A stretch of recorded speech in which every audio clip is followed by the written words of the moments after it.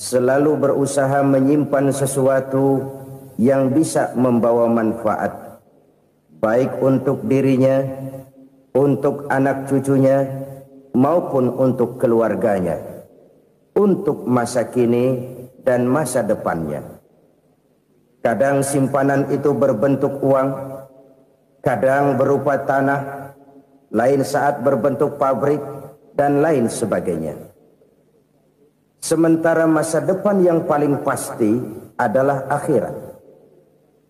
Jika untuk masa depan dunia kita rela memeras keringat, membanting tulang, pergi pagi dan pulang petang, menyimpan uang, menyimpan tanah, menyimpan pabrik, pernahkah kita merenung jika satu saat kiamat datang, kita dibangkitkan dari kubur masing-masing, berdiri di padang mahsyar untuk mempertanggungjawabkan seluruh kegiatan hidup kita di dunia ini, lalu kita akan menuju ke alam akhirat.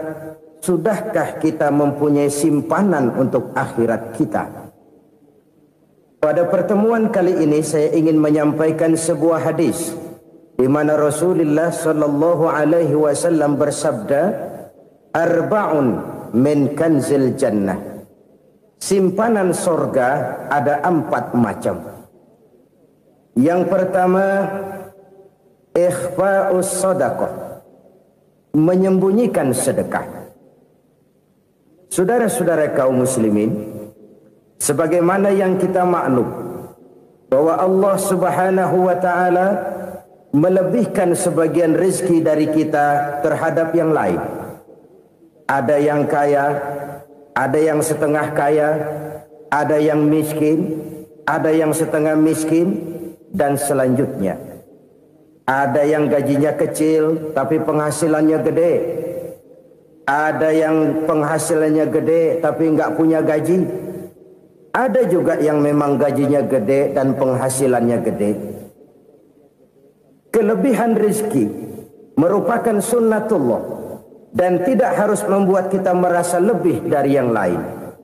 Bahkan sebaliknya, kelebihan itu harus membuat kita ringan tangan untuk menolong mereka yang memang memerlukan pertolongan. Kalau saudara diberikan ilmu, maka pertanyaan akhirat cuma satu: ilmumu kau amalkan untuk apa? Kalau saudara diberikan umur yang panjang, pengadilan akhirat juga bertanya satu: umurmu kau habiskan di mana? Tapi kalau saudara diberikan harta, pengadilan akhirat akan bertanya 2: hartamu kau dapat dari mana? Kau belanjakan kemana? Dari mananya ditanya dan kemananya juga ditanya. Oleh karena kita akan dimintakan pertanggungan jawab, maka amanah yang bernama harta ini harus kita gunakan dengan sebaik-baiknya. Ada penggunaan yang merupakan kewajiban, itu zakat namanya. Ada penggunaan yang sewaktu-waktu, itu infak namanya. Ada yang lebih sewaktu-waktu lagi, dan itu sedekah namanya. Zakat dia terikat oleh haul dan nisab, oleh putaran batas waktu dan ukuran dari harta itu sendiri. Sedangkan infak terikat oleh situasi dan kondisi perekonomian seseorang. Sedangkan sedekah tidak terikat dengan apapun. Dalam kondisi seperti apapun kita bisa melakukan sedekah dengan yang terkecil sekalipun. Sampai-sampai Rasulullah sallallahu alaihi wasallam mengajarkan, la tahqiranna minal ma'rufi syai'an walau an talqa akhaka biwajhin talik. Atau ada hadis, tabassumuka fi wajhi akhika laka shadaqah. Senyumanmu kepada temanmu adalah sedekah. Jadi untuk melakukan sedekah tidak harus dalam berbentuk uang. Dengan ilmu kita bisa sedekah. Dengan tenaga kita bisa bersedekah, dengan pikiran kita bisa bersedekah, bahkan senyum kepada teman itu pun sedekah. Jadi kalau sedekah dengan uang memang belum punya uang, nyengir aja banyakin. Itu asal pada tempatnya, jangan lalu ketemu tiang listrik cengengesan. Tentu tidak pada tempatnya dan tidak wajar. Nah, sedekah yang paling dicintai Allah adalah sedekah yang disembunyikan. Artinya, jauh dari sifat riya. Kan kadang-kadang ada orang sedekah itu disebutkan namanya, apa tidak bagus? Kalau memang niatnya ikhlas, ya bagus-bagus saja. Untuk memberikan sugesti kepada yang lain. Si Fulan bin Fulan nyumbang sekian, diumumkan. Boleh kalau niatnya untuk memberikan rangsangan kepada yang lain supaya dia menyumbang lebih besar dari orang tadi. Tapi kalau itu mendatangkan riya, maka sedekah yang paling dicintai Allah adalah sedekah yang disembunyikan. Tangan kiri saja tidak tahu apa yang diberikan oleh tangan kanan. Sedekah yang dilakukan dengan ikhlas akan merupakan perbendaharaan surga, tersembunyi dari pandangan orang lain, tidak seorang pun tahu. Karena memang sikap yang baik adalah melupakan kebaikan dan mengingat kesalahan. Itu salah satu ciri orang bahagia.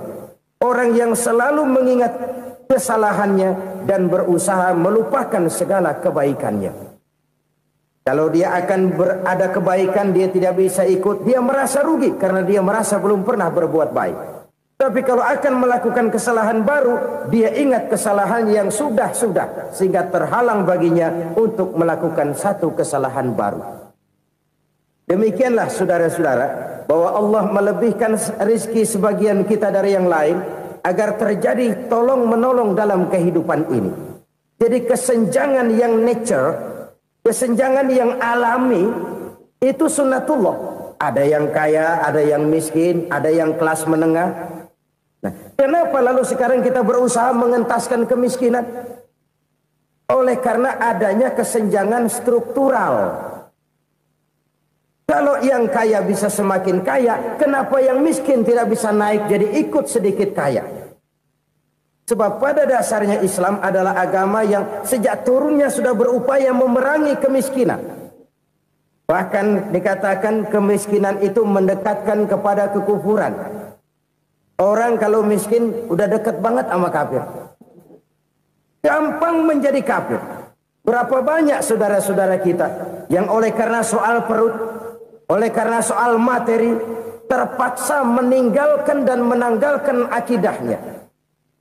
Menjual petunjuk yang diberikan Allah dengan kesenangan dunia yang cuma sebentar ini. Na'udzubillah, thumma na'udzubillah. Jadi makin kita sembunyikan satu sedekah, semakin banyak perbendaharaan kita di surga. Sedekah yang paling dicintai Allah adalah sedekah yang disembunyikan.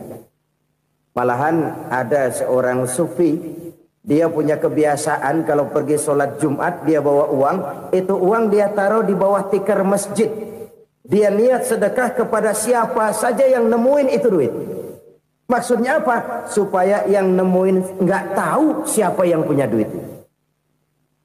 Demikian dia saking ingin menyembunyikan sedekahnya. Karena sifat riya itu bisa memakan amal kita sendiri. Riya itu termasuk menyebut-nyebut kebaikan kita. Orang yang suka nepuk dada, sedikit-sedikit ngitungnya kalau nggak gua. Tuh kalau nggak gua tuh. Tuh yang belah situ, kalau nggak gua. Iya, kalau nggak lu kenapa emang?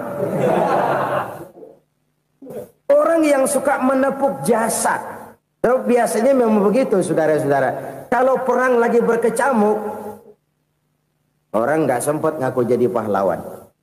Tapi begitu perang selesai, yang kagak kenal bedil ngaku pahlawan, mas. Itu sesuatu yang biasa. Oleh karenanya, orang-orang yang ikhlas dalam bersedekah, disembunyikannya sedekah itu, Allah cinta betul. Malahan ada hadis memberikan jaminan, inna sedaqatal mar'il muslimi tazidu fil umri wa tadfa'u mitatas su'i. Sesungguhnya sedekahnya seorang mukmin tazidu fil umri, bisa menambah umur panjang. Wa tadfa'u mitatas su'i, dan menyelamatkan manusia dari mati secara su'ul khatimah. Jadi siapa yang kepengen panjang umur, banyaklah sedekah. Yang bosan hidup, pelit terus. Sedekah menambah panjang umur dan menyelamatkan manusia dari mati secara su'ul khatimah. Pak, katanya umur itu nggak bisa ditambah, nggak bisa dikurangin. Kapan? Kalau ajal sudah datang. Wa idza jaa ajaluhum la yastakhiruna sa'atan wa la yastakdimun. Kalau ajal datang tidak bisa dimajukan, tidak bisa dimundurkan. Itu kalau ajal sudah datang. Tidak bisa lagi umur ditambah dikurangi, sudah datang. Tapi kalau belum datang, itu kan haknya Allah. Mau ditambah, mau dikurangi, hak prerogatif Allah. Sebagai pencipta manusia, Allah maha kuasa dan maha mampu. Sedekah ini menambah panjang umur dan menyelamatkan manusia dari mati secara su'ul khatimah. Itu orang mati kan sama ya, kondisinya mati, nggak nafas. Tapi hakikat mati kan lain-lain. Ada yang mati itu husnul khatimah, baik akhirnya. Misalnya lagi ngaji mati, lagi sholat mati, lagi sedekah mati. Ini yang dinamakan dengan husnul khatimah, baik di akhirnya. Sebaliknya ada yang su'ul khatimah, jelek di akhirnya. Ini yang jadi catatan akhir. Lagi nyekek botol, mampus.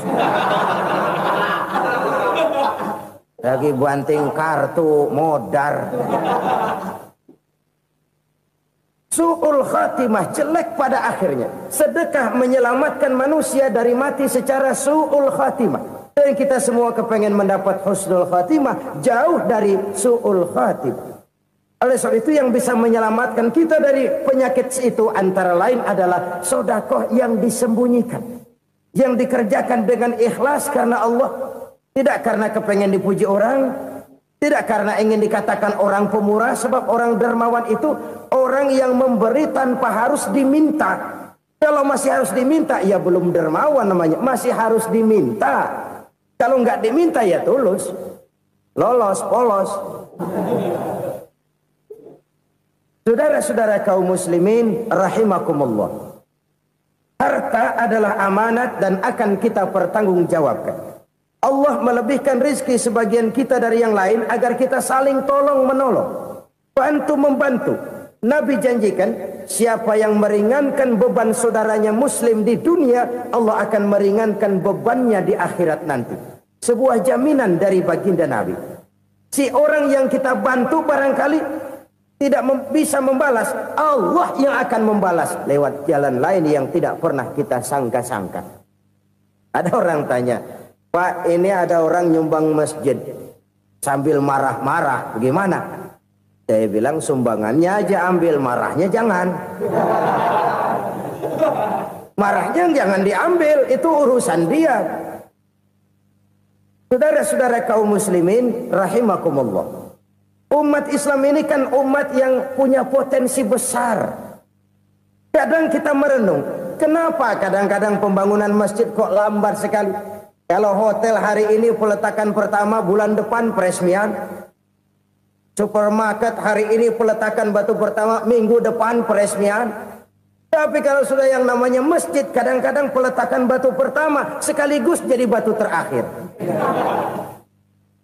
3 tahun, 4 tahun, campur nebar jalak di jalanan, duit dijaring kayak ikan sepat. Apa tidak ada orang Islam yang kaya? Banyak. Apa tidak ada pengusaha muslim yang jadi konglomerat? Ada. Lalu yang belum banyak itu yang komit terhadap nilai-nilai agamanya. Akhirnya kita jatuh jadi umat yang lemah. Belum ada pengusaha konglomerat muslim buka pabrik supermi cap beduk misalnya umpamanya atau pabrik kecap cap sorban supaya identitas keislamannya sedikit kelihatan. Kita jatuh jadi umat yang lemah karena potensi tidak terinventarisir dengan baik. Kita ini ibarat kompor yang cuma matengin nasi orang lain. Potensi kita dimanfaatkan oleh orang lain. Ukhuwah Islamiyah kita baru terbatas kepada silaturahmi. Ukhuwah di bidang ekonomi kita lemah, ukhuwah di bidang kebudayaan kita lemah, apalagi ukhuwah di bidang politik kita lebih rapuh lagi. Padahal ukhuwah itu adalah totalitas kehidupan manusia, menyangkut ipolek sosbud, memerlukan nilai-nilai ukhuwah. Jadi oleh karena itu mari kita menyadari di dalam harta kita, walaupun kita yang cari, pergi pagi, pulang sore, peras keringat, banting tulang, di sana ada harta anak yatim. Di sana ada hak masjid. Di sana ada hak pesantren, di sana ada hak jihad. Berbahagialah seseorang apabila dia oleh Allah dijadikan keran. Keran itu menyimpan air, tapi tidak untuk dirinya, tapi disalurkannya kepada mereka yang memang memerlukannya. Saudara-saudara kaum muslimin rahimakumullah, ini yang pertama. Jadi perbendaharaan surga adalah menyembunyikan sedekah. Orang lain nggak tahu, kita pun nggak pernah ngitung-ngitung. Kita anggap lewat begitu saja, padahal itu deposit akhirat. Satu. Yang kedua, perbendaharaan surga itu apa? Wa kitmanul musibah, menyembunyikan kesulitan. Kadang orang takut menghadapi kesulitan, tapi makin kita merenung, hidup ini kan sebenarnya urusan. Takut sama urusan, ya jangan hidup. Tandanya orang hidup itu kalau punya urusan. Urusan melupakan problem. Problem sering menimbulkan kesulitan. Kesulitan bukan untuk ditakuti, tapi untuk diatasi dan dicarikan jalan keluarnya. Siapa sih orangnya yang nggak pernah sulit-sulit? Makin tinggi status sosialnya, makin gede urusannya. Makin tinggi kualitas imannya, makin berat tingkat kesulitannya. Cuma memang yang namanya enak itu seperti pelangi. Biang lala itu nggak pernah di atas kepala kita, di atas kepala orang melulu. Lo sih enak lo, kata kita. Dia juga bilang yang enak kan lo. Pelangi itu nggak pernah di atas kepala kita. Kata tukang beca, aduh enak ya naik Mercy. Kata tukang beca, apa yang di dalam mobil Mercy? Aduh enak bener tukang beca, di jok ngeringkuk ngorok pulas bener. Saya kamar pakai AC sejuk, tempat tidur sutra empuk, alga spring bed, kulak kulik nggak bisa pulas kalau belum minum Valium, belum tidur. Enak bener tukang beca, di jok ngorok nggak tahu wetan kulon. Si tukang beca bilang yang di Mercy enak, yang di Mercy bilang tukang beca enak. Inilah enak, nggak pernah di atas kepala kita, di atas kepala orang lain melulu enak itu. Nah, saudara-saudara, yang merupakan perbendaharaan surga itu orang yang bisa menyembunyikan kesulitan, baik pribadi ataupun rumah tangga. Nih terutama rumah tangga yang jadi soalnya. Kadang-kadang kita ini kalau senang, sebaliknya kalau senang kita diam, kalem aja, cuek. Banyak banget duit kita bawaan, diam aja udah. Malah ketemu orang takut. Tapi begitu susah, sekampung tahu. Padahal Nabi mengajarkan perbendaharaan surga itu menyembunyikan musibah, menyembunyikan kesulitan. Kalau enak, cerita sama orang-orang. Kalau nggak enak, rasain sendiri, tekan sendiri, atasin sendiri. Kita kan sebaliknya. Senang kita diam, asal lagi susah, paling tidak kita nyari teman buat cerita kesusahan. Siapa orangnya yang nggak pernah susah? Cuma soalnya bagaimana kita mengatasi kesusahan itu sendiri. Begitu juga misalnya kalau orang sudah berumah tangga, itu orang tuanya harus menjadi tempat dia cerita yang enak-enak saja. Yang nggak enak rasain berdua, selesaikan berdua, atasin berdua. Jangan dibalik. Asal senang diam, giliran susah saja. Maknya laporan. Terbalik. Bisa menjaga security informasi. Maka nama bayam keluar diem, malah seluitan. Enak amat lo makan daging ayam. Security informasi. Saudara-saudara kaum muslimin rahimakumullah. Ujian yang terberat itu yang pernah diberikan kepada para nabi, para rasul, para aulia, para ulama. Makin tinggi keimanan, makin berat bentuk kesulitan. Ayo saya kemukakan satu contoh saja. Ada seorang nabi yang kaya, nabi kaya, namanya Nabi Ayub. Iblis kalau orang begini kan keki, ibadahnya rajin, kaya. Nih yang kayak begini susah digodain. Kalau ibadahnya rajin, miskin, kali bisa disogok.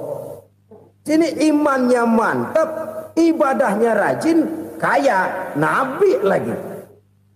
Tapi namanya iblis, nggak kurang akal. Laporan, Tuhan, kenapa Les?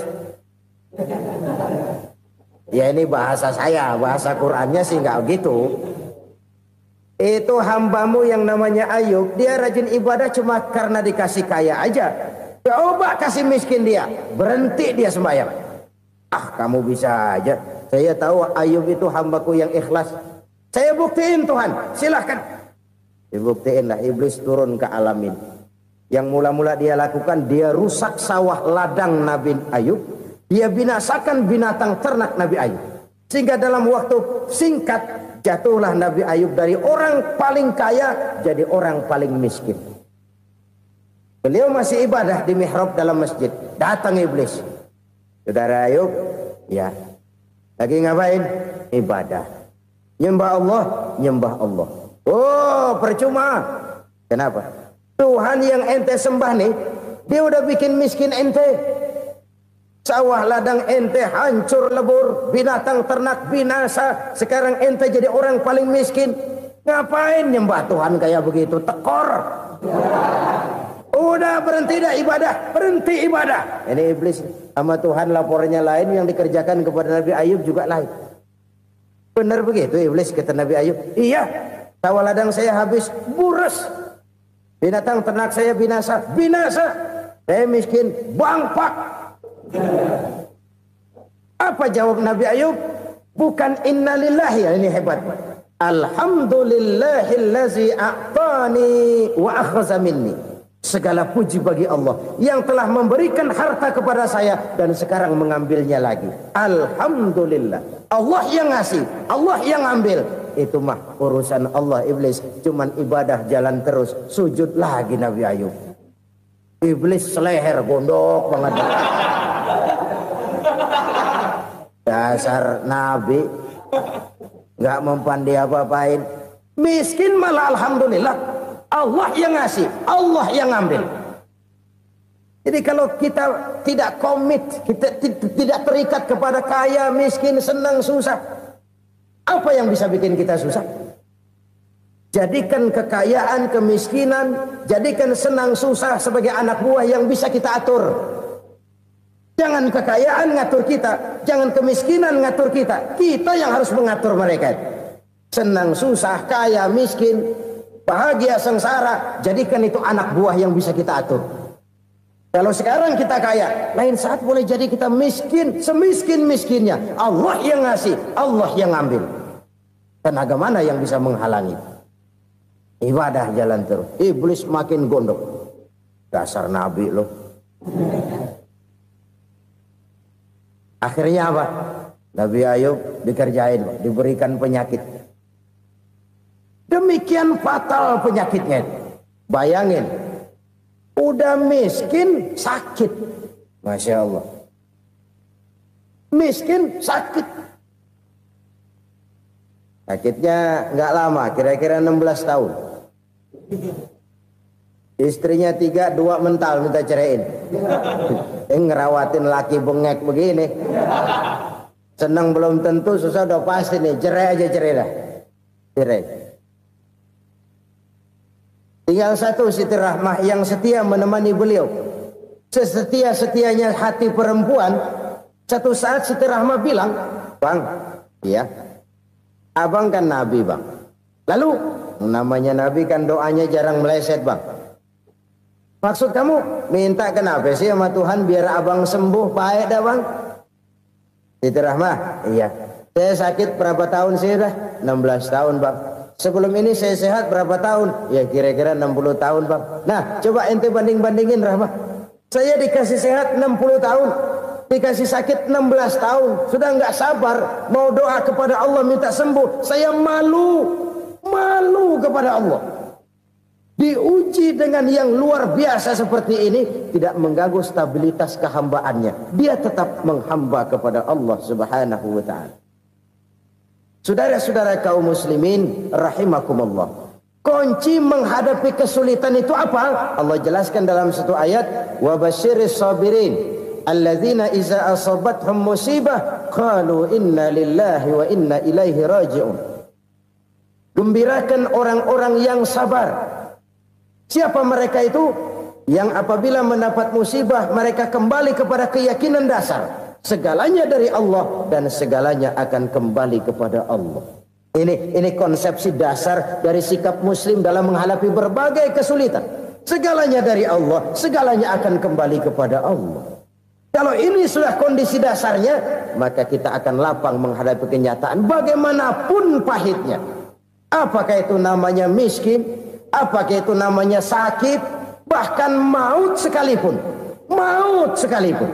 Segalanya dari Allah, segalanya akan kembali kepada Allah. Ini sikap hidup, bukan sekedar ucapan. Kita kadang-kadang menjadikannya sebagai ucapan. Mulutnya sehingga berhenti, innalillahi wa inna ilaihi rajiun, tapi nangisnya terus gerung-gerungan. Bukan itu, ini kesadaran moral. Kalau segalanya dari Allah, segalanya kembali kepada Allah, kan sebenarnya cuma nunggu giliran. Hari ini saya nyembayangin dia, entah hari apa saya disembayangin orang. Hari ini saya antar dia ke kubur, entah hari apa orang nganterin saya ke kubur. Hari ini saya tahlilkan dia, entah nanti kapan orang tahlilkan saya. Segalanya dari Allah, segalanya akan kembali juga kepada Allah. Oleh sebab itu saudara-saudara, kesulitan bukan untuk ditakuti. Kesulitan justru untuk diatasi, dicarikan jalan keluarnya. Dan tidak ada orang yang tidak pernah mendapat kesulitan. Tidak ada. Semakin tinggi status sosial, semakin tinggi kualitas keimanan, semakin besar juga tingkat kesulitan. Hanya saja bagaimana cara kita mengatasinya. Dan Al-Quran menyatakan, inna ma'al usri yusra. Di balik kesulitan itu pasti ada kemudahan. Roda itu berputar. Karena itu Rasulullah sallallahu alaihi wasallam mengingatkan kepada kita, ta'arraf ilallahi fir raha ya'rifka fis syiddah. Ingatlah kepada Allah di waktu kamu senang, supaya Allah ingat kepada kamu di waktu kamu susah. Kalau waktu senang kita ingat kepada Allah, kita susah, Allah tidak akan meninggalkan kita. Tapi kalau waktu senang kita jauh dari Allah, sujud tidak sempat, dengan masjid jauh, ketika senang kita lupakan Allah. Nanti begitu kita susah, Allah lupakan kita. Dan itu menyakitkan. Oleh karena itu orang-orang tua kita dulu bilang, kalau lagi sehat ingat-ingat lu bakal sakit nanti. Kalau lagi kaya ingat-ingat satu saat kita bakal jatuh miskin. Bahkan kalau lagi muda ingat-ingat kita bakal tua. Dan yang terpenting kalau lagi hidup ingat-ingat kita bakal mati. Saudara-saudara kaum muslimin rahimakumullah. Jadi yang kedua yang merupakan perbendaharaan surga, menyembunyikan musibah. Saudara-saudara kaum muslimin rahimakumullah.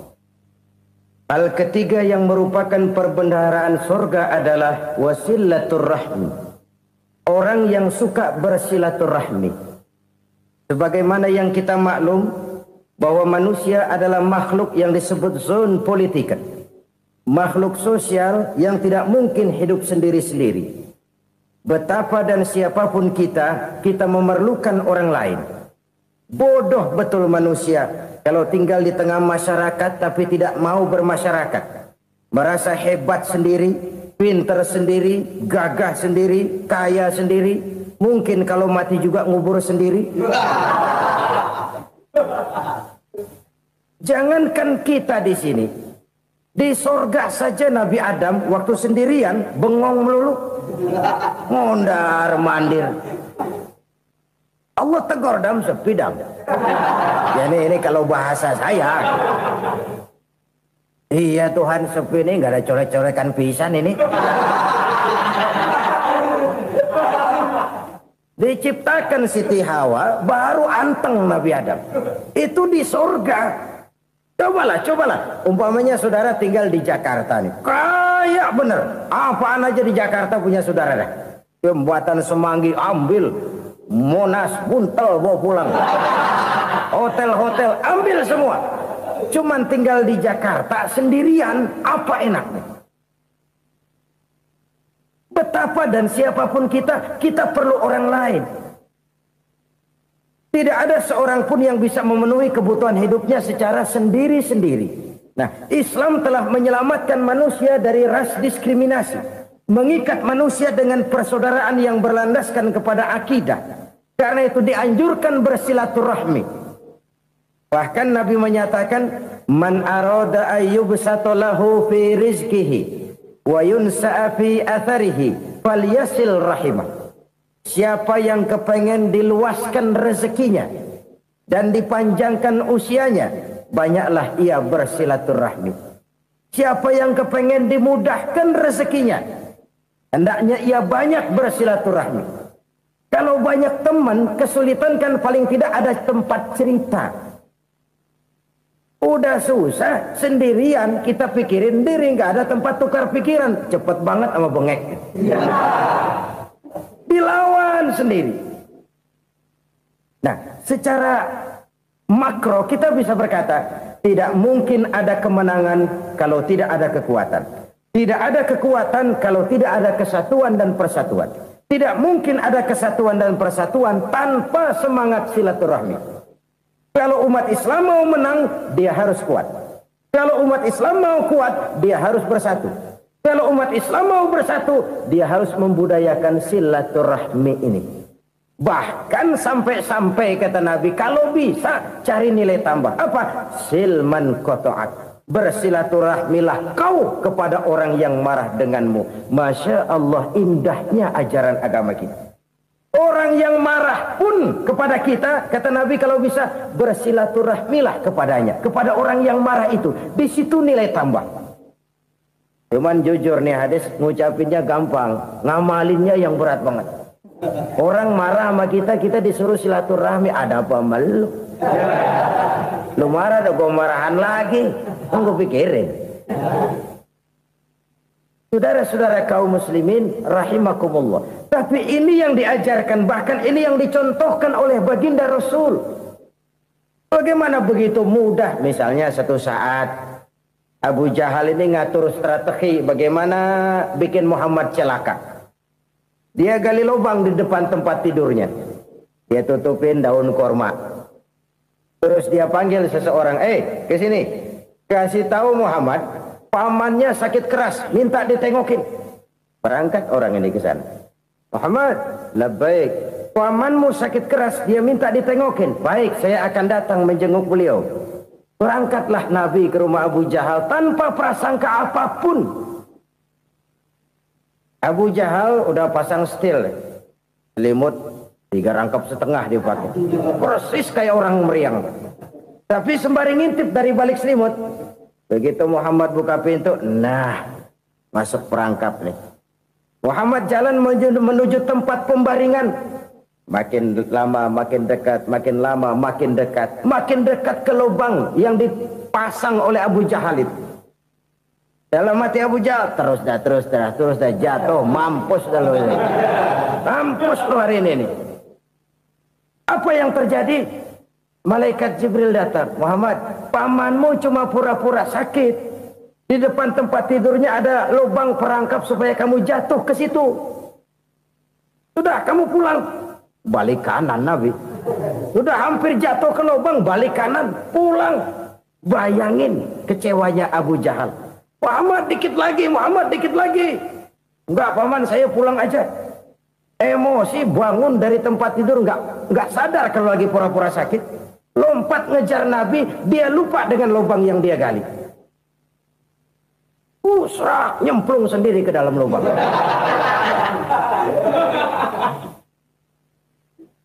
Nabi terus berlalu. Ini terjadi keanehan. Jatuh ke lubang yang dia gali itu sebenarnya nggak terlalu dalam ya. Antara 3-4 meteran lah. Tolong saya jatuh ke lubang ini. Datanglah pelayan-pelayannya itu. Angkat saya dari sini. Oh, yang ngulurin tambang. Satu gulung, belum juga nyampe itu tambang. Kurang, beli lagi ke warung. Sambung, ulur lagi, nggak juga bisa sampai. Wah, ini kerjaan Muhammad ini. Tolong, siapa salah seorang kamu ke rumah Muhammad, kasih tahu encangnya kecebur. Minta ditolongin. Sampaikan kepada Rasul. Kenapa? Pamanmu jatuh ke lubang, Muhammad minta tolong diangkatin. Tambang udah nyambung-nyambung nggak nyampe juga. Ya, nanti saya datang, saya tolong. Cobain. Nyata-nyata orang berniat jahat mau mencelakakan dia. Datang dia menolong. Ini yang disebut air tuba dibalas air susu ya ini. Bukan sebaliknya. Air tuba dibalas air susu. Paman, kecebur ya? Iya Muhammad, tolong ini. Pegang tangan saya. Nabi ulurkan tangannya. Nyampe. Dipegang oleh Abu Jahal. Diangkat ke atas. Sampai atas. Apa kata Abu Jahal? Sihirmu memang hebat Muhammad. Udah ditolongin dikata sihir. Yang enak kita kemplang kan itu orang begitu. Urusan apa? Tapi inilah akhlak. Kalau bisa kamu bersilaturahmilah dengan orang yang marah kepadamu sekalipun. Orang marah kita tetap baik. So, kalau kita berbuat baik sama orang yang memang baik, rasanya sih biasa-biasa aja. Orang baik kita baik lagi, ya draw aja, belum ada nilai tambah di situ. Baru ada nilai tambah kalau kita bisa berbuat baik kepada orang yang nyakitin kita. Itu namanya kita setingkat di atas dia. Dia sakitin kita, kita berbuat baik sama dia. Dia pelit sama kita, kita baik sama dia. Dia marahin kita, kita deketin dia. Di situ kita punya nilai tambah.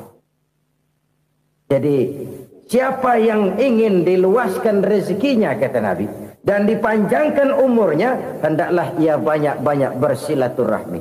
Sederhana sebenarnya silaturahmi, tapi silaturahmi membangkitkan semangat kesatuan dan persatuan. Kesatuan dan persatuan melahirkan kekuatan.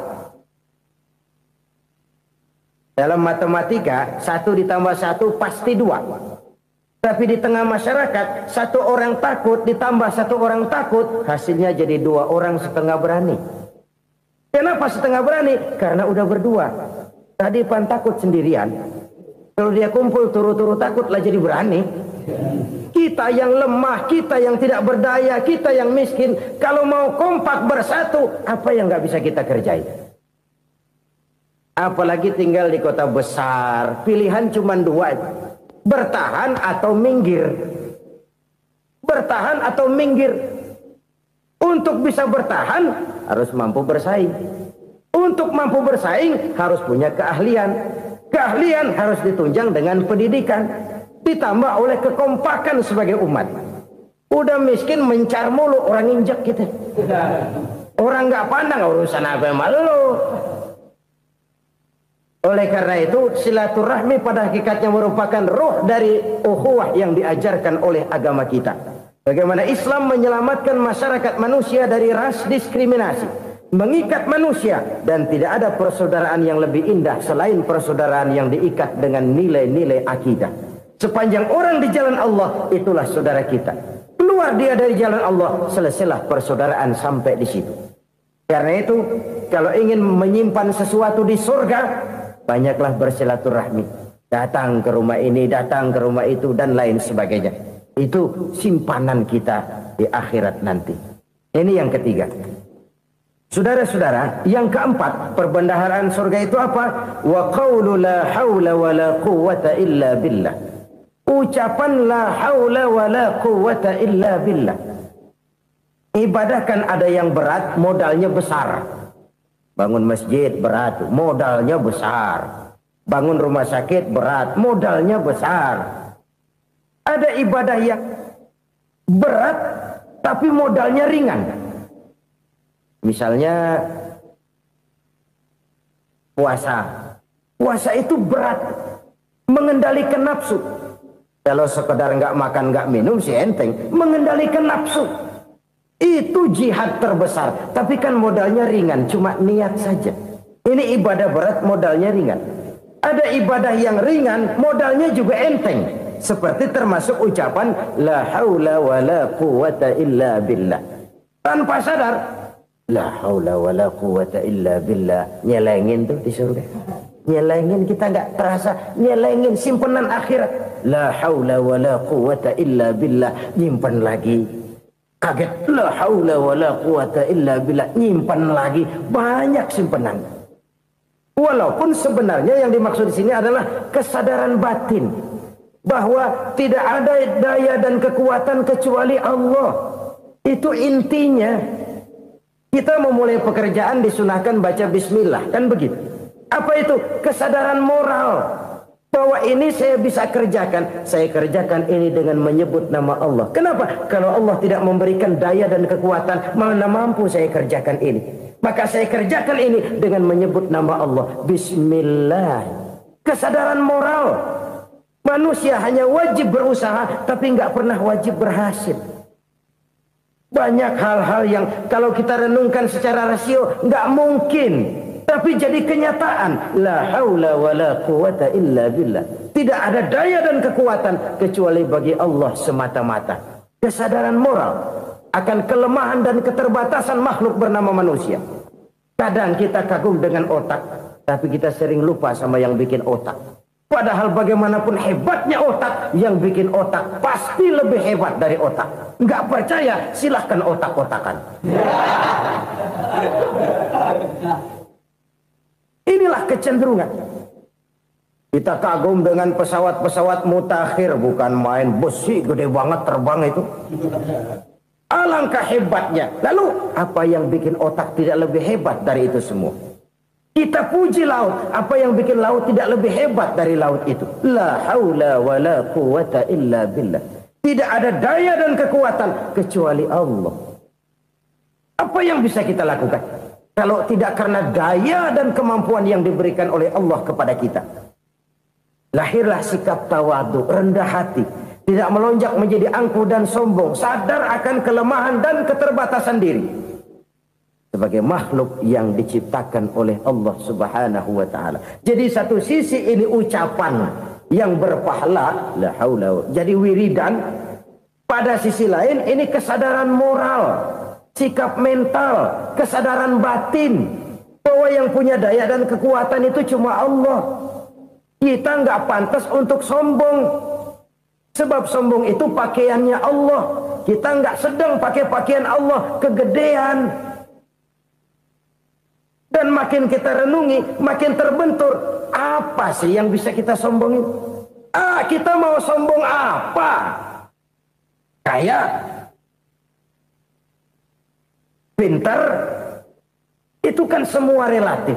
Di atas langit masih ada langit lagi. Jadi oleh karenanya, marilah kita menyadari.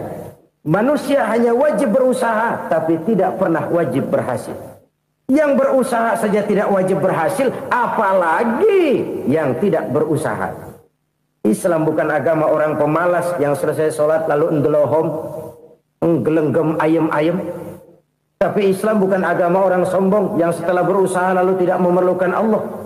Kita bisa saja bikin proyeksi, tahun sekian kita bakal panen besar menurut perhitungan otak. Tapi ada kejadian lain. Apa? Tikus ngambek. Habis itu dimakanin tikus, panen gagal. Proyeksi rasional gagal oleh tikus-tikus yang ngambek itu. Bisa saja terjadi. Tahun depan kita panen besar, urung. Kenapa? Musim panas panjang. Dan sekarang ini koran-koran bikin berita musim mengalami penyelewengan. Bukan cuma manusia yang nyeleweng sekarang. Musim pakai nyeleweng. Mestinya kan musim hujan udah selesai, masih hujan-hujan juga. Musim. Nah sekarang kita boleh bikin proyeksi, kita bakal panen besar. Tahu-tahu musim panas panjang, sawah retak, air kering. Cari teknokrat yang paling botak, suruh pendekin tuh musim panas. La haula wa la quwata illa billah. Inilah kesadaran moral. Saudara, saya teringat satu saat ada seorang konglomerat. Umurnya ya kira-kira 70-an. Suatu saat dia ditanya oleh wartawan, "Pak, umur Bapak berapa sih?" "Ya paling 10 tahun." 10 tahun? 10 tahun? Anak Bapak berapa orang? Satu. Satu saja? Satu. Harta Bapak berapa? Ya paling-paling bangsa 7 juta kali. 7 juta? Iya. Pak, kenapa Bapak bohongi saya? Bapak punya buku biografi. Koran-koran, majalah-majalah banyak memuat cerita riwayat hidup Bapak. Saya tahu umur Bapak 70. Kenapa bilang cuma 7 tahun? Saya tahu anak Bapak 8. Kenapa cuma bilang 1? Saya tahu harta bapak miliaran, mungkin triliunan, pabrik di mana-mana, bank di mana-mana. Kenapa bilang uang bapak cuma 7 juta? Nah, kata si konglomerat tadi, kamu benar nak, kamu benar. Umur saya kalau jumlahnya memang 70 nak. Cuman ingat-ingat saya, baru 7 tahun terakhir ini saya sujud. Baru 7 tahun terakhir ini saya berusaha dekat dengan Allah. Saya laksanakan perintahnya, saya jauhi larangannya. 7 tahun inilah rasanya yang ada nilainya di hadapan Allah. Yang 63 tahun matong, kelabu, kelem umur gue. Habis untuk maksiat, untuk munkarat. Maka ketika ditanya tadi, umur saya 7 tahun itu. Oh begitu Pak. Oh iya. Lalu anak Pak. Anak bapak kan 8. Kenapa bilang cuma 1? Nah, kalau jumlah hitungannya memang anak saya 8. Tapi dari 8 orang ini rasanya cuma 1 nih. Yang bakal jadi buah hati, belahan jantung. Pelanjut cerita, penerus sejarah. Bakal jadi anak soleh yang akan mendoakan saya. Cuma 1 rasanya anak saya ini yang bakal jadi buah hati saya. Besar-besaran saya. Yang akan mendoakan di kubur saya. Yang akan mendoakan di akhirat saya. Yang 7 orang mana, Masya Allah, yang atu tenggeng, yang atu nyekek botol ngolo, yang atu nggak karu-karuan. Makanya saya bilang 1 anak saya yang akan bisa mendoakan saya. Oh begitu Pak. Iya. Nah harta Pak, harta Bapak kan triliunan, pabrik Bapak di mana-mana, uang Bapak hampir di tiap bank-bank besar. Kenapa bilang cuma 7 juta? Betul kau nak. Harta saya kalau jumlahnya memang miliaran, triliunan mungkin. Tapi yang saya ingat baru 7 juta tuh yang saya belanjakan di jalan Allah. Saya nyumbang masjid, saya santuni yatim piatu, saya bantu pembangunan pesantren, saya bantu pembangunan rumah sakit Islam. Itu yang akan saya bawa pulang ke akhirat, yang 7 juta itu. Yang triliunan itu nanti akan diperebutkan oleh anak-anak saya sebagai waris saya. Jadi harta saya 7 juta itu yang bakal nemenin saya di akhirat. Yang akan saya bawa pulang jadi teman saya. Saudara-saudara kaum muslimin, jangan-jangan orang tua itu adalah kita-kita ini. Jangan-jangan kita-kita ini adalah orang tua itu. Jangan-jangan itu potret dari diri kita masing-masing. Dari sekian umur yang diberikan Allah, berapa tahun yang ada nilainya di hadapan Allah? Dari sekian anak-anak yang merupakan amanah, berapa yang akan mendoakan kita sebagai orang tuanya menjadi anak soleh? Dari sekian banyak harta yang diberikan Allah, berapa yang akan kita bawa pulang menghadapnya nanti, yang kita belanjakan di jalan Allah? Ini sebuah potret kehidupan. Karena itu kita kembali kepada la haula wa la quwwata illa billah. Kita wajib berusaha, kita wajib berikhtiar. Selebihnya, segala daya dan kekuatan hanya milik Allah saja semata-mata. Satu kesadaran batin dari setiap pribadi muslim. Setelah ia berusaha dan berikhtiar, ia menyerahkannya kepada Allah Subhanahu wa ta'ala. Jadi satu sisi ini merupakan wiridan ucapan yang mengandung pahala. Pada sisi lain ini merupakan sikap batin dari seorang muslim di dalam ia menghadapi realitas kehidupan ini. Saudara-saudara kaum muslimin rahimakumullah. Kalau ini kita jadikan satu basis kehidupan, maka ini akan menyelamatkan manusia dari kemungkinan tergelincir menjadi orang yang lupa diri dan lupa darat. Sebab itu Imamul Ghazali berpesan, jadidis safinah fa innal bahra amiq wa khuziz zad fa inna safara ba'id wa khaffifil hamla fa innal hamla sadid. Perbarui selalu kapalmu karena lautan sangat dalam. Bawa bekal yang banyak karena perjalanan ini sangat jauh. Ringankan beban karena kebanyakan beban akan menyakitkan. Alangkah indah kalimat ini, alangkah dalam makna yang terkandung di sana. Perbarui selalu kapalmu karena lautan sangat dalam. Apa artinya ini? Jaga mentalmu baik-baik. Pelihara imanmu baik-baik karena hidup penuh cobaan seperti lautan. Kita kalau berlayar di lautan kan kadang-kadang tenang, angin bertiup sepoi-sepoi basah. Jika malam datang bintang gemintang bertabur menghias cakrawala. Rembulan memantulkan sinarnya dengan indah. Dalam keadaan begitu berlayar enak. Tapi lain saat ombak menggunung, halilintar menyambar, angin topan bertiup. Berapa banyak sudah saudara-saudara kita yang tenggelam di lautan dunia tanpa sadar bahwa dia belum sampai kepada pantai yang akan dituju. Berapa banyak sudah saudara-saudara kita yang tenggelam di lautan dunia ini tanpa sempat bangkit lagi. Dia menyangka sudah sampai kepada tujuannya. Hati-hati kapal jangan sampai bocor karena lautan sangat dalam. Iman ini jaga baik-baik karena hidup penuh dengan ujian. Wa khuzizat fa inna safara ba'id. Bawa bekal yang banyak karena perjalanan sangat jauh. Saudara mau ke Bandung, bawa duit. Saudara mau ke Surabaya, banyakan lagi duitnya. Saudara mau ke Mekah, gepokan, iketan tuh duit nggak lembaran lagi. Makin jauh perjalanan, makin banyak bekal yang harus kita bawa. Kalau saudara dari Jakarta mau ke Surabaya, kagak bawa duit berangkat juga, itu sih bukan berani namanya, nekat. Sampai Surabaya belum tentu, sengsara di jalan udah pasti. Kenapa? Nggak bawa bekal berangkat. Sama juga kita nih, misalnya belum sempat sembahyang, mati. Waduh, berani banget orang. Belum punya bekal, mati. Sengsara di jalan. Atau bekal tidak cukup. Dari Jakarta saudara mau ke Surabaya, bawa duit 500 perak. Paling jauh Cikampek nyampenya itu. Paling jauh itu. Antara jauhnya perjalanan dengan bekal yang saudara bawa tidak seimbang. Hidup ini perjalanan panjang. A walking tour. Dimulai dari alam arwah. Sebelum jasad diciptakan, roh diciptakan lebih dulu. Dari situ pindah ke alam rahim. Dari alam rahim pindah ke alam dunia. Dari alam dunia pindah ke alam barzah. Baru menuju akhirat. Satu perjalanan panjang. Kalau bekal tidak bawa, sengsara di jalan. Bawa bekal yang banyak karena perjalanan ini sangat jauh.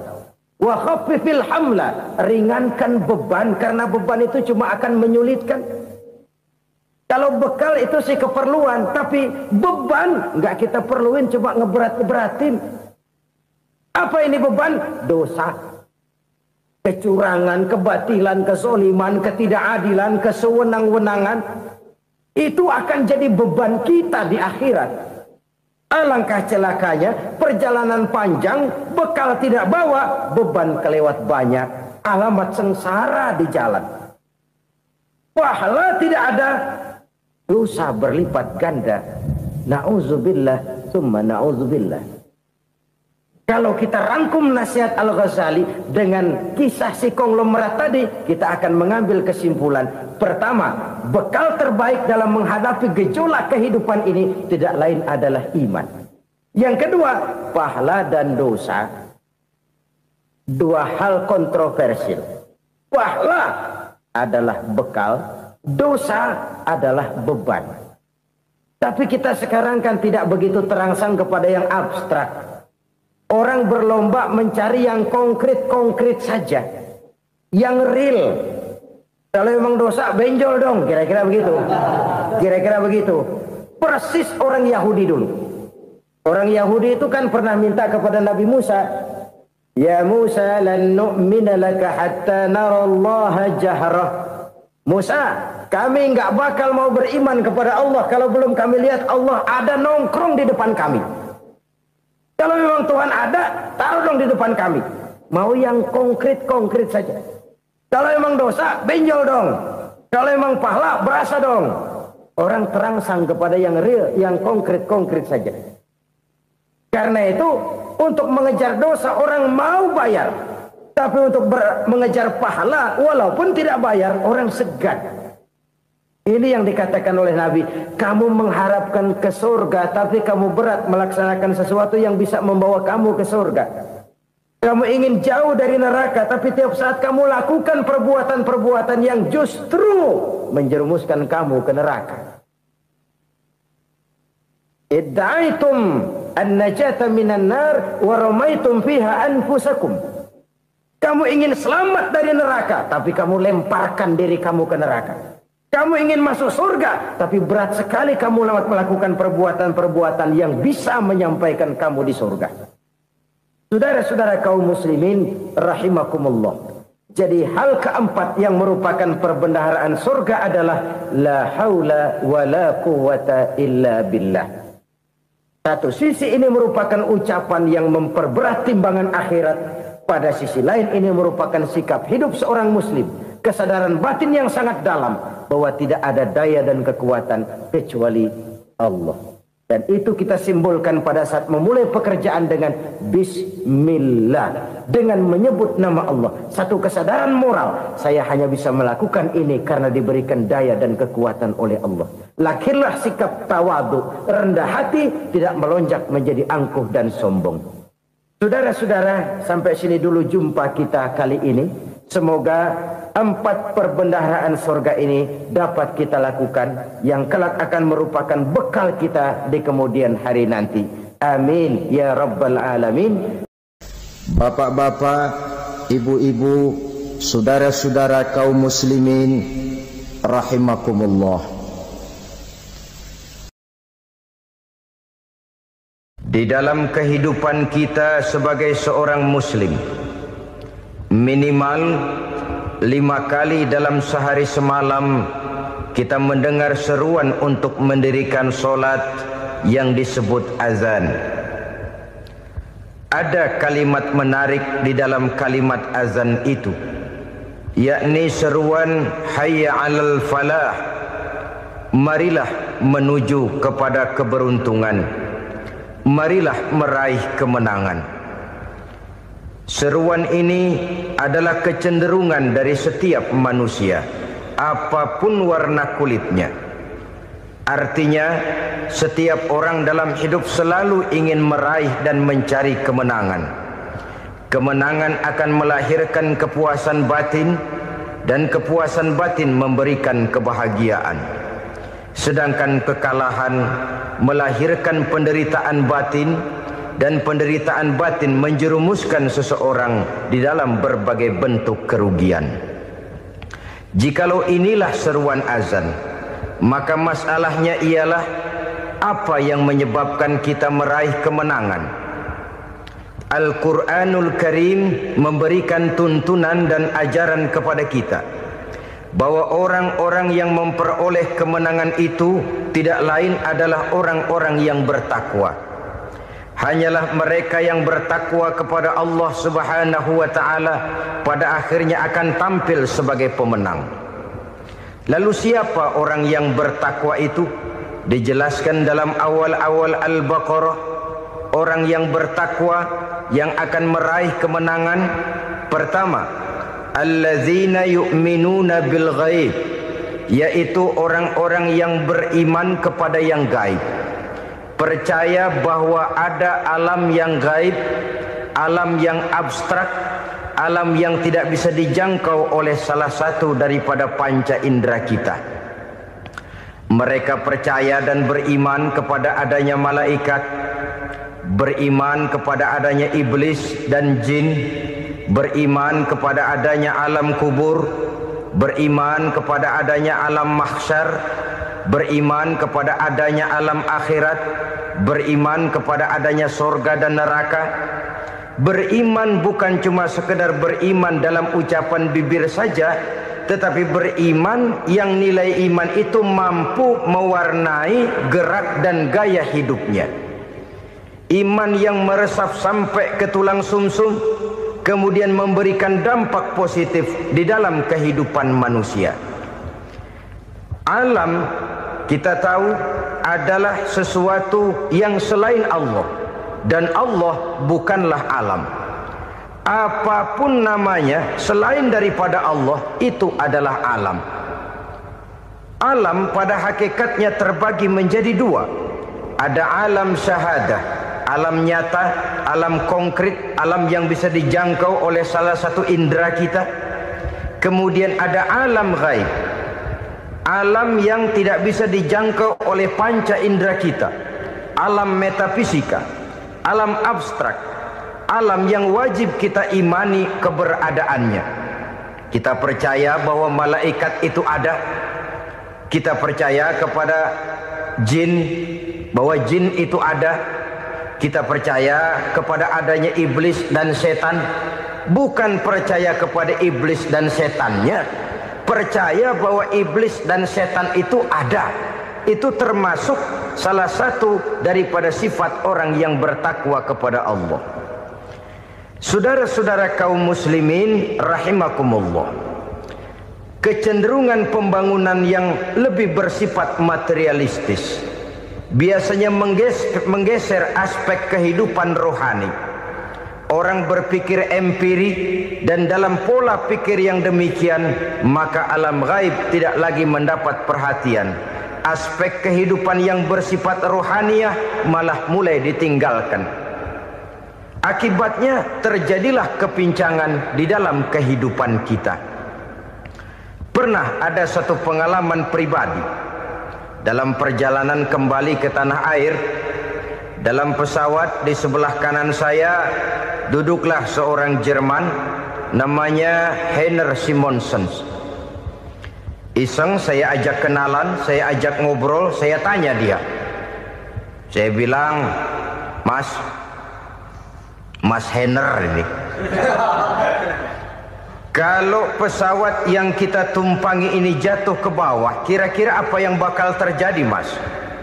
Dia bilang, kita semua akan mati. Begitu? Iya. Oke. Apa itu mati? Tanya saya. Dia bilang, untuk tahu apa itu mati, kita harus tahu lebih dahulu apa itu hidup. Saya pikir nih bule bisa ngomong juga. Baiklah kata saya. Apa hidup menurut Anda itu?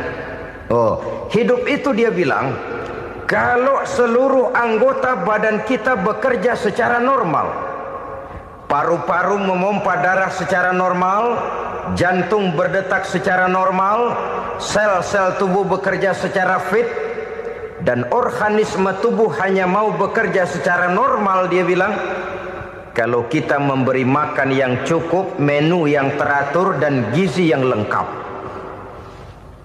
Saya bilang, kesimpulannya apa, Ner? Dia jawab, hidup adalah dari tangan ke mulut. Life is from the hand to the mouth, kata dia. Hidup adalah dari tangan ke mulut. Jadi masalah hidup tidak lebih daripada masalah isi perut. Orang pergi pagi, pulang sore, peras keringat, banting tulang, perut yang dibelain. Saya bilang, you are wrong. Sampean salah, Ner. Kamu orang Islam bukan? Bukan. Pantas. Kenapa saya salah? Dia bilang, ya jelas salah. Salahnya di mana? Kamu ini manusia. Kalau hidup cuma dari tangan ke mulut, saya bilang, kambing di kampung saya juga begitu pikirannya, Ner. Itu kambing di kampung saya, asal perutnya kenyang, sudah hidup dia.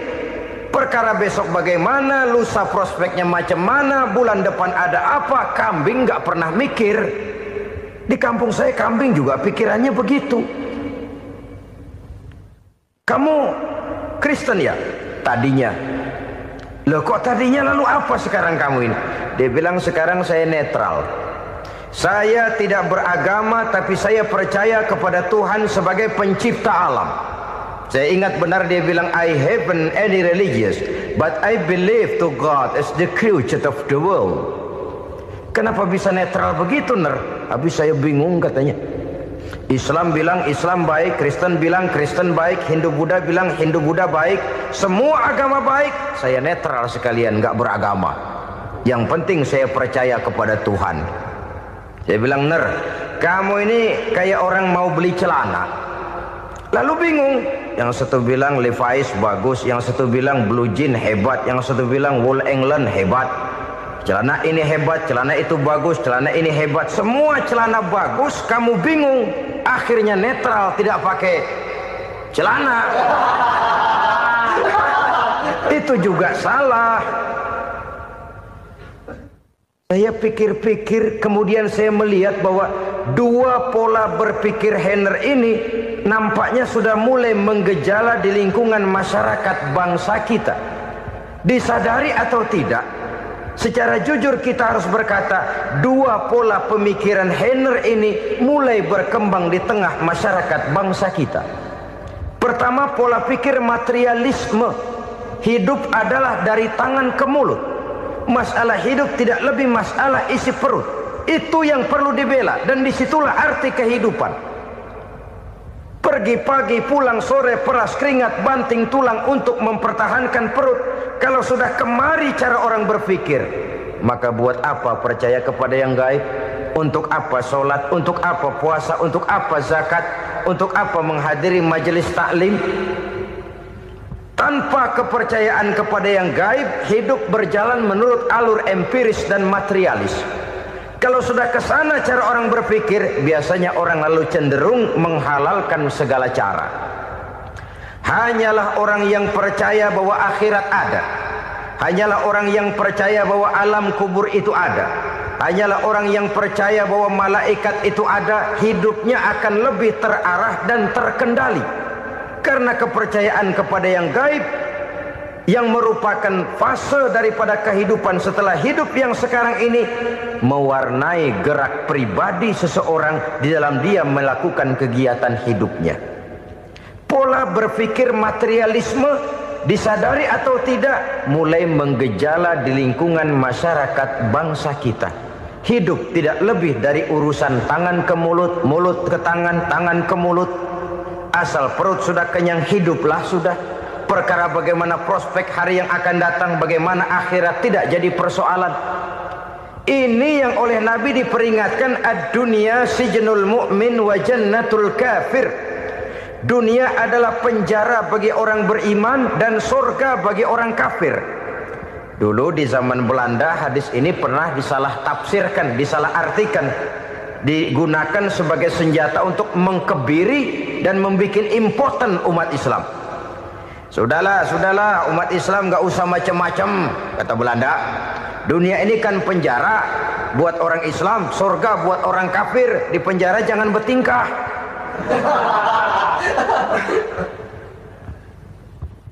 Pengertiannya tidak begitu. Dunia adalah penjara bagi orang mukmin. Artinya dalam kehidupan dunia seorang mukmin tidak bebas memperturutkan hawa nafsunya. Di penjara hawa nafsunya itu. Sebaliknya, surga bagi orang-orang kafir. Buat orang kafir, surgalah dunia ini. Mereka bebas memperturutkan hawa nafsunya. Dilarang tidak terlarang, dicegah pun tidak tercegah. Mereka hidup menurut alur bisikan nafsu mereka sendiri. Kemudian bila ajal datang, maut merenggut nyawa, selesailah surganya sampai di situ. Maka bagi orang-orang yang tidak percaya kepada adanya akhirat, kepada adanya alam gaib, surganya sebatas umurnya. Sekali lagi, surganya sebatas umurnya. Bila umur selesai, ajal pun datang merenggut nyawa, selesailah sudah surganya sampai di situ. Alangkah pendeknya perjalanan orang-orang yang tidak percaya kepada alam gaib ini. Bagi kita mukmin, jikalau kita mampu memenjarakan hawa nafsu, kita bisa bahagia di dunia ini. Dan Islam memang tidak menyuruh kita sengsara di dunia. Raih dunia, kejar dunia, gapai dunia sebagai alat untuk mencapai kebahagiaan di akhirat nanti. Hidup adalah satu perjalanan panjang yang terbentang sejak kita terlahir dari alam rahim sampai kepada alam akhirat nanti. Andai kata kita gagal meraih kebahagiaan di dunia, toh kita masih punya akhirat. Tapi jangan jadi dalil yang melemahkan semangat. Biarin dah kita di dunia kebelangsak, yang penting akhirat. Akhirnya dunia benar-benar kebelangsak. Bagaimana dunia ini bisa kita raih, dan bagaimana meraih dunia untuk menunjang kepentingan akhirat nanti. Yang kedua, dari pikiran Heiner yang saya lihat menggejala di lingkungan masyarakat bangsa kita, timbulnya manusia-manusia netral. Seolah-olah Tuhan yes, agama no. Sama Tuhan percaya, agama ogah. Tuhan ngangguk, giliran agama godeng. Padahal hampir dalam setiap ayat dalam Quran, kata-kata amanu biasanya bergandeng dengan wa amilus shalihat. iman dan amal soleh.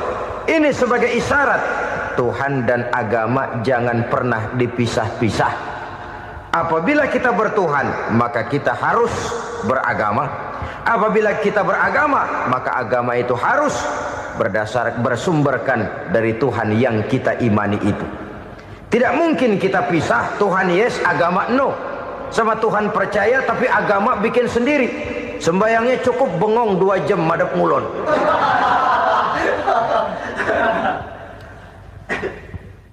Saudara-saudara kaum muslimin rahimakumullah. Jadi dengan demikian, agama yang kita akui merupakan unsur mutlak di dalam pembangunan sekarang ini, merupakan bagian dari kehidupan yang menuntun kita bahwa di balik alam nyata ini, di balik alam syahadah ini ada alam gaib. Dan mudabbir, murabbi, yang mengatur, yang menguasai, yang memelihara baik dia alam nyata, baik dia alam gaib, tidak lain adalah Allah Subhanahu wa ta'ala. Di sana ada satu super power, satu maha kekuatan yang kita perlu bersandar kepadanya. Sebagai makhluk nyata yang hidup di alam nyata, berbuatlah secara nyata sebagaimana harusnya kita berbuat. Karena Islam jelas bukan agamanya orang pemalas. Islam jelas bukan agamanya orang yang mengajarkan setelah selesai sholat boleh duduk, nggelenggem ayam-ayam, ndelohom, menghitung bintang di langit sambil menunggu keajaiban. Tidak.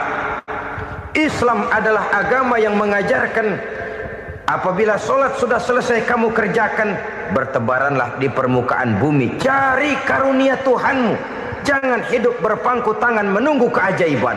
Karena hidup bukan undian. Jangan berharap untung besar tanpa mau peras keringat. Tapi di sebalik itu toh kita juga harus yakin bahwa di sisi usaha nyata yang kita lakukan ada satu super power, satu maha kekuatan gaib yang menentukan berhasil dan tidaknya usaha kita. Kepercayaan kepada hal semacam inilah yang mendorong kita untuk mempunyai sandaran vertikal, agar jikalau usaha ini berhasil, kita tidak lupa diri dan lupa daratan. Jikalau usaha ini gagal, kita tidak putus asa dan buruk sangka, tidak cupik pandangan dan sempit hati, tapi mampu melihat persoalan dengan kacamata putih sambil husnuzon kepada Allah Subhanahu wa ta'ala. Kita percaya malaikat itu ada. Ada yang namanya raqib dan atid, mengawasi gerak hidup kita sampai kepada gerak hati kita. Ini memberikan sugesti agar kita berhati-hati. Tidak sejengkal tanah pun kita bisa berlindung dari pengawasan raqib dan atid.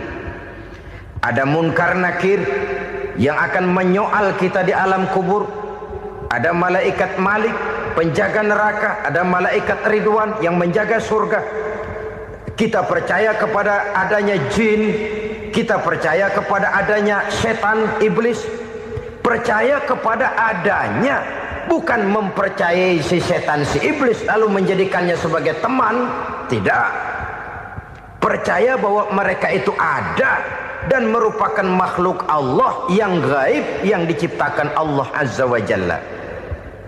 Kepercayaan kepada alam gaib memberikan motivasi terhadap gerak lahir manusia, sehingga dengan motivasi kepercayaan kepada yang gaib, gerak lahir jadi lebih terarah, jadi lebih terpelihara.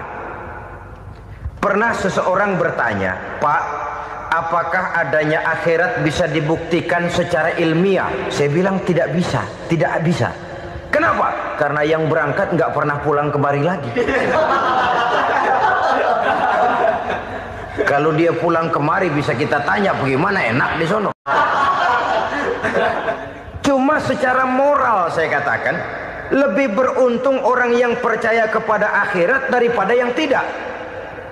Sekarang saudara percaya akhirat ada, lalu saudara baik-baik di dunia, sholat, puasa, zakat, menolong orang lain, menebarkan kebajikan. Saudara mati, andai kata akhirat tidak ada, toh dalam hidup saudara sudah berbuat baik. Paling tidak nama saudara akan dikenang sebagai orang baik. Sebaliknya, saudara percaya, kata saya, bahwa akhirat tidak ada, lalu hidup semau-maunya, tenggelam dalam maksiat dan munkarat, menentang Allah, tidak mau ruku dan sujud, lalu saudara mati, kemudian akhirat ada, ayo mau apa? Bekal tidak punya. Jadi secara moral lebih beruntung orang yang percaya kepada adanya akhirat daripada yang tidak percaya. Dan itu alam gaib yang tidak bisa dibuktikan secara eksat. Jangankan untuk membuktikan seperti itu, dalam kehidupan sehari-hari saja yang kita rasakan tidak selalu berbentuk toh. Angin, bagaimana sih bentuknya angin? Kita tidak tahu. Merah, buktinya kalau dikerok merah. Yang merah itu kulit, yang kulit kita bukan anginnya. Sakit, rasa sakit itu ada, tapi bagaimana bentuk sakit? Kita nggak pernah tahu. Kalau kita makan cabai pedas, bagaimana bentuk pedas itu tidak ada, tapi rasa ada. Bentuk pedas hijau, cabenya bukan pedasnya. Tidak semua yang kita rasakan bisa kita gambarkan dalam bentuk yang konkret.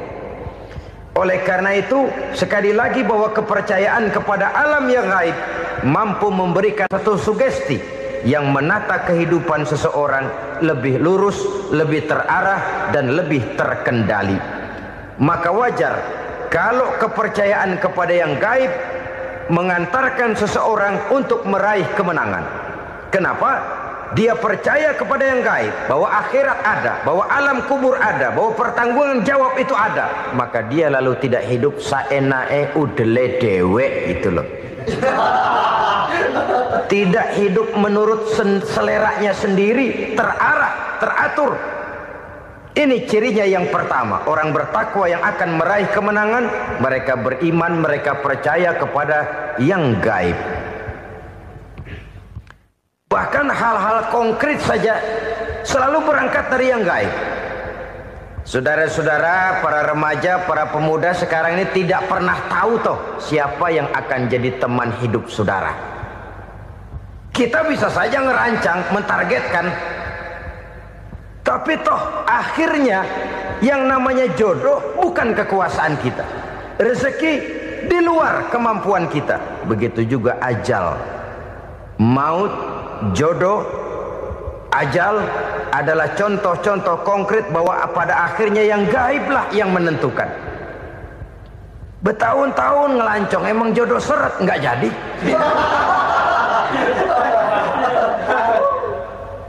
Begitu kenal baru setengah malam nginep ditangkap hansip kan. Hal-hal semacam itu kadang-kadang kita berpikir suuzon, gile, perempuannya cakep banget, lakinya rebek amat. Memang begitulah jodohnya. Memang begitulah jodohnya. Saudara hadirin ma'asyiral muslimin yang saya hormati, jadi hal-hal yang konkret saja kita yakini sepenuhnya ditentukan oleh satu superpower yang gaib itu tadi. Dari sanalah segala ketentuan itu berangkat dan kesanalah segalanya akan kembali. Maka kepercayaan kepada yang gaib meluruskan gerak hidup seseorang dan itu akan mengantarkan dia kepada meraih kemenangan. Satu. Yang kedua, wa yuqimuna shalah. Orang bertakwa yang akan meraih kemenangan itu adalah orang-orang yang mendirikan sholat. Kenapa sholat mengantarkan orang untuk meraih kemenangan? Yang jelas, inna sholata tanha anil fahsya'i wal munkar. Sholat mampu mencegah manusia dari perbuatan keji dan munkar. Banyak filsafat hidup yang terkandung di dalam sholat ini. Sejak kita wudhu sampai kita menghadap ke arah kiblat, sampai kita melakukan gerak-gerak sholat, bacaan-bacaan yang ada di dalam sholat, lalu sampai kepada mengucapkan salam. Banyak filsafat hidup yang terkandung di dalam sholat. Umpamanya saja, setelah takbiratul ihram mulai kita dengan sholat dalam posisi berdiri, diajarkan dalam kitab-kitab fikih agar kita melihat ke arah tempat sujud. Ini kan filsafat kehidupan. Kalau kamu sholat dalam posisi berdiri, lihat tempat sujud. Jangan sholat mata jelalatan, sebab nanti bisa mengurangi kekhusyuan. Jadi wajar kalau yang dikatakan bahwa yang paling afdol adalah shaf yang di depan.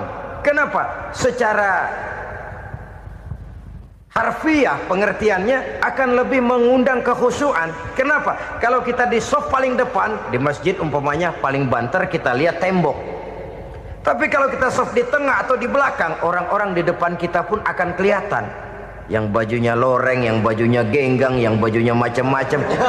Kita lihat, kadang-kadang kita pikirin, ada yang bajunya bolong. Kita sholat tapi dalam hati, nih orang bajunya robek yang nggak tahu apa. Ada saja hal-hal yang mengusik kekhusyuan kita. Oleh sebab itu diajarkan dalam posisi berdiri, lihat, arahkan pandangan matamu kepada tempat sujud. Ini kan filsafat kehidupan. Maksudnya apa? Kalau lagi diri lihat dong tempat sujud. Kalau udah di atas ingat dong sama yang bawah. Kalau sudah tinggi ingat dong dari mana kamu berangkat. Kalau sudah berkuasa bantu dong yang lemah. Kalau sudah kaya santuni dong yang miskin. Kalau sudah alim bimbing dong yang awam. Ini filsafat kehidupan. Dalam posisi berdiri kau lihat tempat sujud. Ini akan melahirkan kepekaan sosial di mana seseorang mau tahu kepada orang lainnya. Bagaimanapun kaya kita, tinggi pangkat dan jabatan kita, jikalau hidup hanya untuk kepentingan perut sendiri saja, rasanya belum membawa manfaat di dalam kehidupan kita.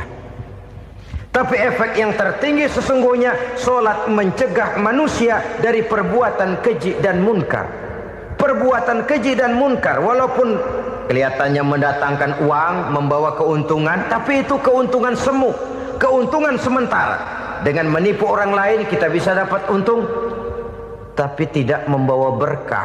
Dan itu adalah kerugian besar dalam kehidupan kita. Maka untuk meraih kemenangan harus dimulai dengan membentuk kepribadian yang tegar, memiliki sandaran vertikal yang langsung kepada Allah Subhanahu wa ta'ala. Dan itu hanya bisa kita tempuh melalui jalur ibadah formal yang sudah ditentukan Allah, yakni sholat yang 5 waktu. Untuk memperkuat itu ada sholat-sholat sunnah, rawatib, nawafil sebagai terminal-terminal kontrol cadangan untuk memelihara stabilitas temperatur batin di dalam kita berhubungan dengan zat yang maha gaib, yaitu Allah Subhanahu wa ta'ala. Orang sering bertanya, Pak, itu tetangga saya nggak sholat, duitnya nggak habis-habis, Pak. Nggak sholat tapi mobilnya tambah terus. Nggak sholat tapi usahanya makin maju. Tapi di sisi lain ada orang yang rajin sholat, rezekinya butak bener. Anaknya mana kurus, mana korengan. Saudara hadirin ma'asyiral muslimin rahimakumullah. Harus saya katakan bahwa sholat memang bukan untuk cari duit.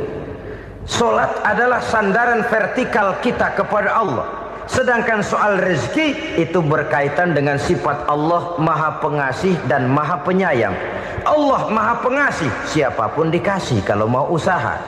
Allah maha penyayang, tidak semua orang disayang oleh Allah Azza wa Jalla. Dan belum tentu banyak harta itu merupakan nikmat. Mungkin juga istidraj. Artinya istidraj itu dikasih tapi diambulin, kalau bahasa Betawinya itu. Dikasih tapi diambulin, itu bukan merupakan nikmat sesungguhnya, lebih merupakan azab dari Allah Subhanahu wa ta'ala.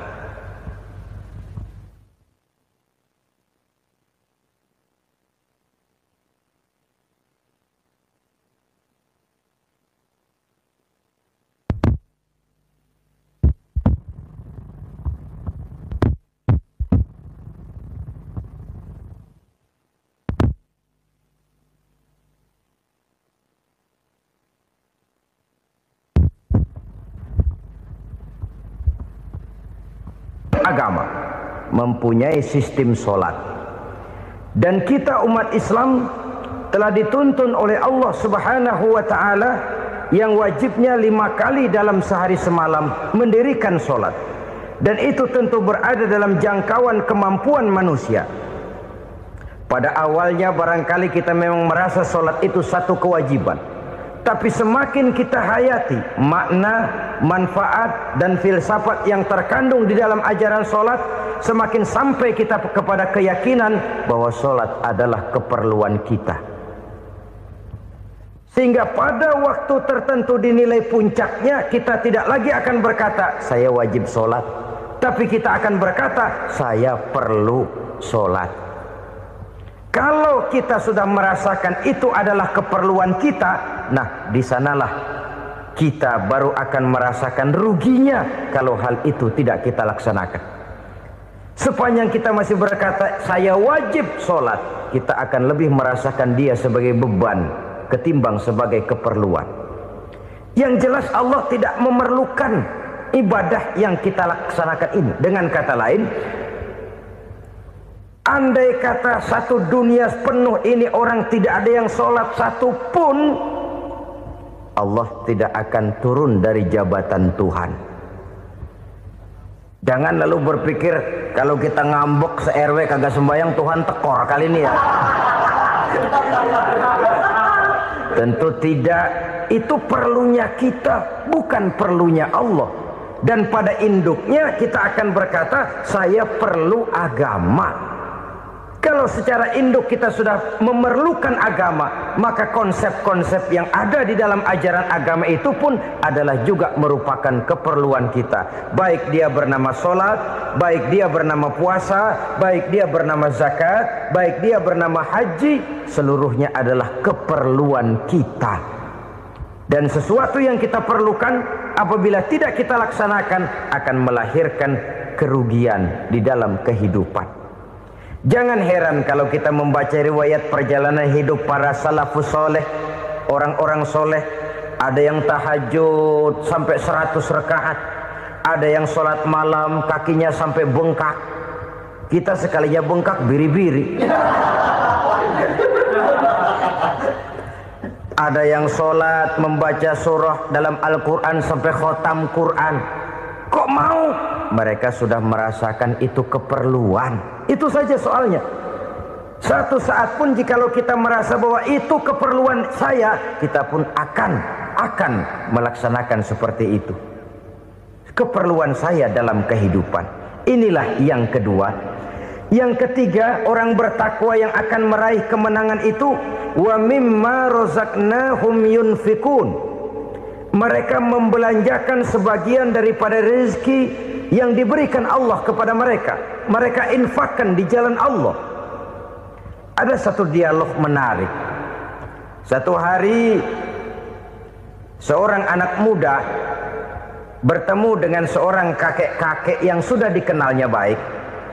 Bertanyalah anak muda ini, "Kek, umur kakek berapa tahun?" 15 tahun, kata si kakek. "Anak kakek berapa orang?" 1. "Harta kakek berapa banyak?" 15 juta. Si anak muda ini bengong, lalu protes, "Kok kakek bohongin saya?" "Kenapa?" "Saya tahu umur kakek 70 tahun. Kenapa ngaku 15? Saya tahu anak kakek 5. Kenapa bilang 1? Saya tahu kakek miliuner, miliaran uang kakek. Kenapa ngaku cuma 15 juta? Begini, kata si kakek tadi. Benar, umur saya 70 tahun. Tapi dari umur yang 70 tahun itu baru 15 tahun terakhir ini saya merasakan ibadah kepada Allah. Meninggalkan maksiat, jauh dari segala macam munkarat. Maka yang 15 tahun inilah yang benar-benar saya rasakan sebagai umur saya. Benar anak saya 5, tapi yang 4 susah diatur. Cuman 1 rasanya nih yang bakal jadi si buah hati belahan jantung pelanjut cerita penerus sejarah. Cuma 1 ini yang saya harapkan, yang akan jadi anak soleh, yang akan membuat saya menerima pensiunan pahala. Kalau yang 4 apek dah, nggak ada harapan. Nyatu nyekek botol melulu. Oh begitu. Iya. Lalu kenapa kakek bilang harta kakek cuma 15 juta padahal saya tahu kakek uangnya miliaran, depositonya banyak? Ya karena 15 juta itulah yang saya ingat yang pernah saya belanjakan di jalan Allah. Saya merasa itulah harta saya yang sebenarnya. Yang miliaran yang saya simpan di bank kelak kalau satu saat saya mati akan jadi rebutan di antara anak-anak saya. Iya kalau anak saya soleh kayak yang satu ini. Kalau yang 4 tadi udah tulen dia bakal berantem dah berebut tuh. Jadi 15 juta yang saya belanjakan di jalan Allah inilah yang saya merasakan benar-benar harta saya yang sesungguhnya. Dialog ini patut menjadi bahan renungan kita bersama. Diberikan kita umur 40, 50, 60, 70, 80. Berapa tahun dari umur yang diberikan itu yang jalan mulus, yang kita gunakan untuk melaksanakan ibadah? Banyak harta kita simpan di bank, di lemari, di dompet, di tas. Tapi berapa yang sudah kita depositokan di jalan Allah yang akan menemani kita di hari kita kembali nanti? Maka orang bertakwa yang akan meraih kemenangan, wa mimma razaqnahum yunfikun, mereka membelanjakan sebagian dari rezeki yang diberikan Allah di jalan Allah Subhanahu wa ta'ala. Ma'asyiral muslimin rahimakumullah. Zahirnya memang kita memberikan kepada orang lain, tapi hakikatnya kita menyimpan untuk diri kita sendiri. Kita memberikan kepada yatim piatu 25.000. Zahirnya kita memberikan si yatim, hakikatnya kan kita cuma nyimpan. Saya berikan, titip kepadamu, ini untuk saya di akhirat. Kau boleh belikan baju, kau boleh belikan untukmu makan, kau boleh bayarkan sekolahmu. Ini untuk saya. Hakikatnya kita nyumbang masjid 1 juta, zahirnya kita berikan kepada panitia masjid, tapi hakikatnya kan cuma titip 1 juta ya untuk saya di alam kubur nanti. Silakan kau boleh belikan semen, ini uang, belikan besi, belikan pasir. Saya cuma sekedar titip untuk kepentingan saya. Hakikatnya kita cuma sekedar menitip. Sebagaimanapun pada hakikatnya, apapun yang kita miliki dalam kehidupan kan cuma sekedar hak guna pakai, bukan hak milik mutlak. Harta kita, rumah kita, kendaraan kita, kebun kita, pabrik kita, hak guna pakai saja. Hak milik mutlak cuma untuk Allah Subhanahu wa ta'ala. Saudara-saudara kaum muslimin rahimakumullah. Ini yang ketiga. Kemudian yang keempat, orang-orang bertakwa yang akan meraih kemenangan, allazina yu'minuna bima unzila ilaika. Mereka yang beriman, mereka yang percaya kepada apa yang telah diturunkan kepadamu Muhammad, ay Al-Quran, yakni Al-Quranul Karim. Setelah percaya kepada yang gaib, mendirikan solat, kemudian menginfakkan sebagian dari rezeki yang diberikan Allah, mereka juga lalu percaya kepada yang diturunkan terhadap Nabi, yaitu tidak lain Al-Quranul Karim. Sekali lagi di sini, percaya bukan hanya sekedar percaya saja, tetapi percaya lalu menjadikan Al-Quran itu sebagai pedoman hidup. Sebab memang Al-Quran itu adalah GBHM, garis-garis besar haluan muslim. Apa yang harus kita lakukan, apa yang harus tidak kita lakukan, bagaimana mestinya kita bertingkah laku dan berbuat, seluruhnya tercantum di dalam Al-Quranul Karim. Itu sebabnya ketika satu hari Aisyah ditanya bagaimana akhlak Rasul, beliau menjawab, kana Rasulullah sallallahu alaihi wasallam khuluquhul Quran. Akhlak daripada Rasulullah tidak lain adalah Al-Quran. Jawaban simpel ini memberikan gambaran bahwa keseluruhan daripada konsepsi Quran sudah diterjemahkan dalam kehidupan Rasulullah Sallallahu Alaihi Wasallam. Karena kita tahu akhlak adalah keseluruhan dari gerak hidup manusia. Sejak ia berpribadi, berumah tangga, bertetangga, bermasyarakat, sampai kepada berbangsa dan bernegara, Al-Quran tetap memberikan sentuhan nilainya. Oleh karenanya, orang-orang yang bertakwa adalah orang-orang yang menjadikan Al-Quran sebagai pedoman dalam kehidupannya.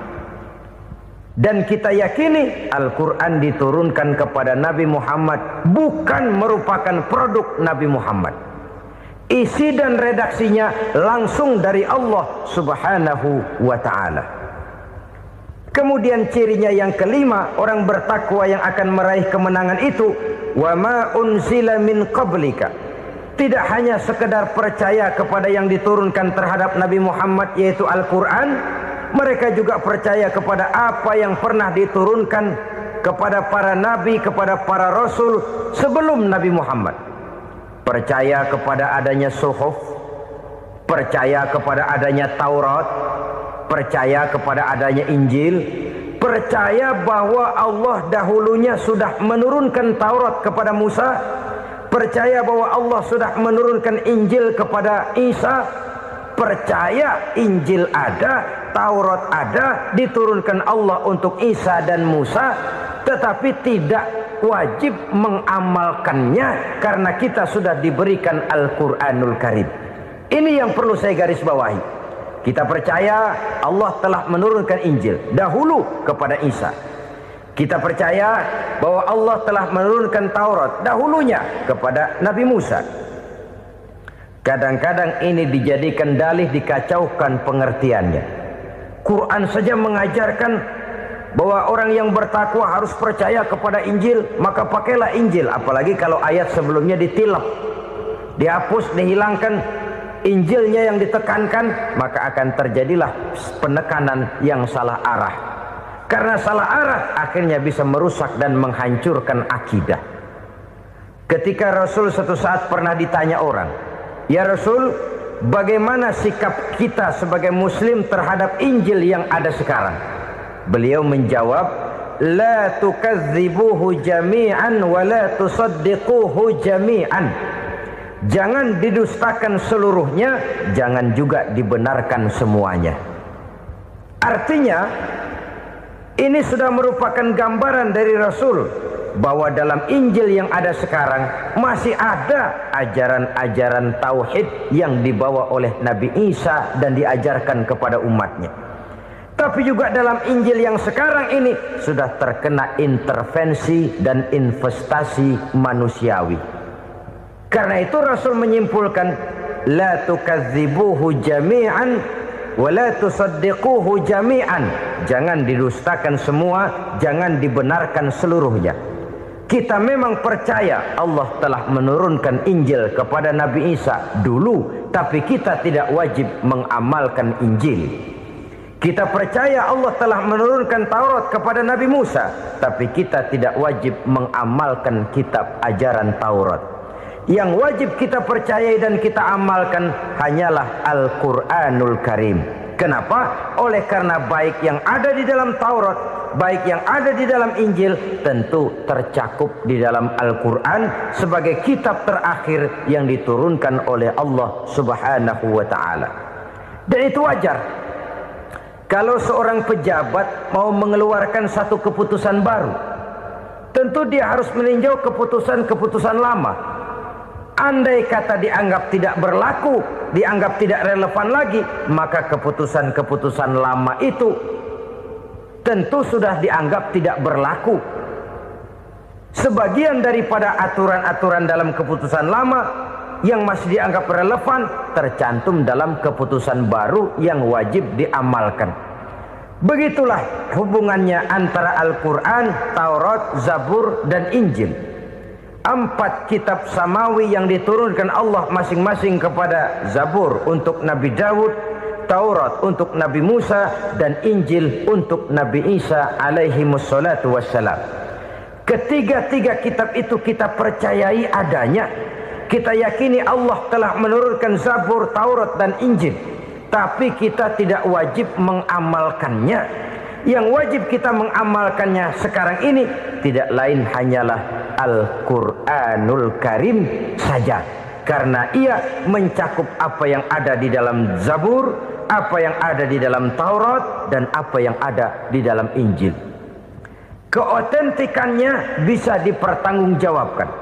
Ya, tapi kan Nabi Muhammad sudah mati 14 abad yang lalu, dan di zaman beliau Al-Quran kan belum dikodifikasikan, belum ditulis. Bagaimana keotentikannya bisa dipertanggungjawabkan?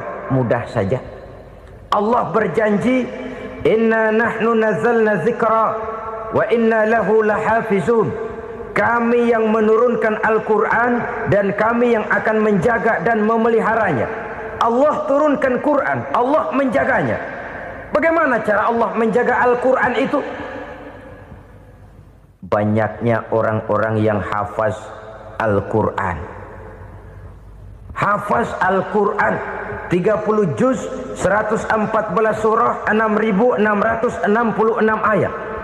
Sehingga jangankan satu kata, jangankan satu ayat, satu kalimat saja berubah, sudah akan timbul reaksi dan mudah dimengerti. Kenapa?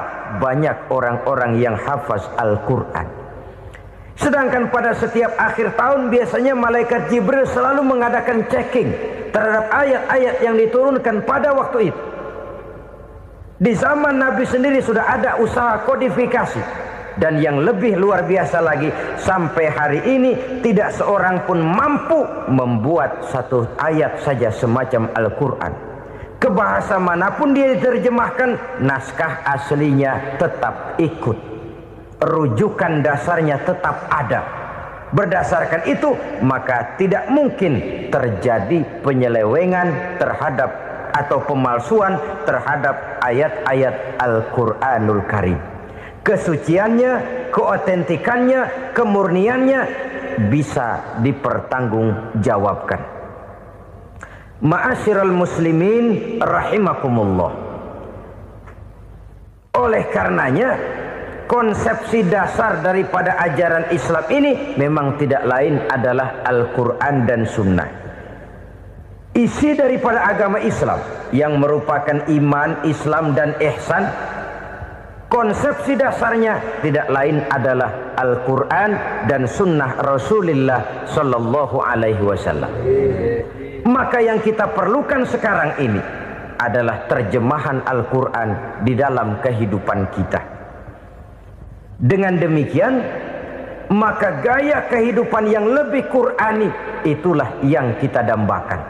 Kita perlu memang terjemahan Quran dalam bahasa Inggris, dalam bahasa Belanda, dalam bahasa Jepang, tapi yang lebih kita perlukan adalah terjemahan Quran di dalam kehidupan kita. Konsekuen, tidak memanipulasi, ringan sama kita jinjing, berat sama kita pikul. Jangan kalau lempengan ayat Quran tuh kira-kira enak diamalin, keras teriakan kita. Giliran kira-kira ayat Quran itu mukul kepala kita sendiri, diam kita. Itu ciri yang pernah disindir Allah dalam awal-awal Baqarah juga.